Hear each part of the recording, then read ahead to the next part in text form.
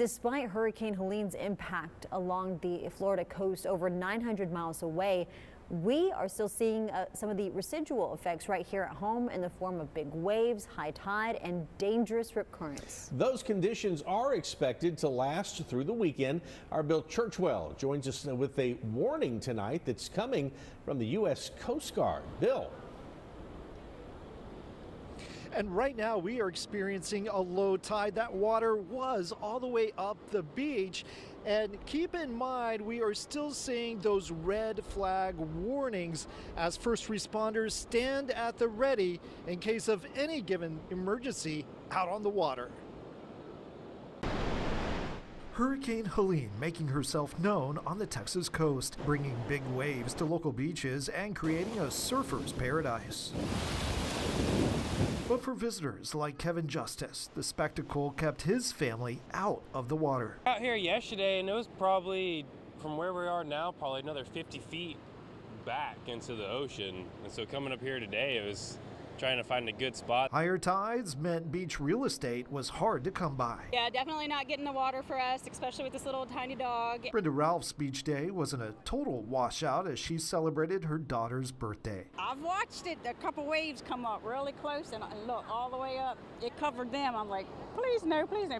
Water safety experts like Sarah Carney with the J. Sonny Smith Foundation say not to be fooled by an otherwise picture-perfect day. You know, the sun is out, it's beautiful today, but there is still danger lurking in the water. Red flags serving as a warning that the rip current risk is dangerous. Unfortunately, and the thing about rip currents is they can happen in places that waters appear to be calm, but it's really not calm under the surface. Not even a week ago, there was a drowning incident on one of our local beaches that claimed the life of at least one person. That's actually been the first one we've seen in like almost 2 years in this area.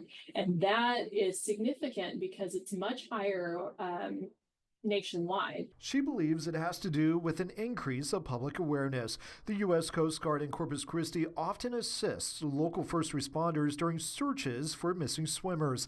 They say the most important thing to do is to stay informed, and if you get in the water, do so near lifeguards because it doesn't take much to get swept out.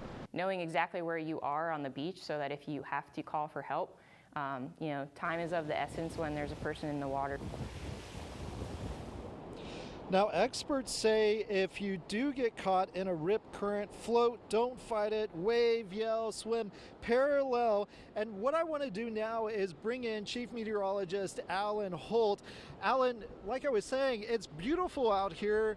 The water, not as bad as earlier, but this is really something you need to be aware of all weekend long. Exactly. You heard some of the people that you interviewed talking about how the weather's really nice, but there's still that hidden danger in the Gulf waters.